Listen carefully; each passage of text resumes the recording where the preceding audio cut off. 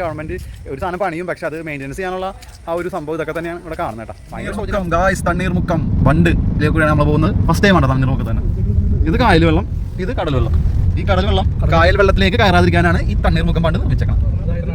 കൃഷി നശിക്കാതിരിക്കാൻ 1857 പണിതാണെന്ന് പറയപ്പെടുന്നല്ലേ. അതൊരു ഏകദേശം ഡേറ്റ് ആണ് പറഞ്ഞത്. അവിടെ എഴുതി വെച്ചിട്ട് ബണ്ട് കാണാൻ വന്നിരിക്കണ്ട. ശുദ്ധജലവും ഒരു വശത്ത് കടലുകളും ഉണ്ടാവും. അപ്പൊ അത് കയറാണ്ടിരിക്കാൻ വേണ്ടിയിട്ടാണ് ആ ഒരു ബണ്ട് കെട്ടിയാണ്. ഇവിടെ ആകെ ക്ലീൻ ആക്കാതെ കച്ചറൊക്കെ ഇട്ടേക്കണ്ടോ. ഇവിടെ വെള്ളം ഒടി സിഗരറ്റ് വലി ഇതൊക്കെയാണ് ഇവിടുത്തെ പരിപാടികളുണ്ടോ. എന്താ വ്യൂ അല്ലേ.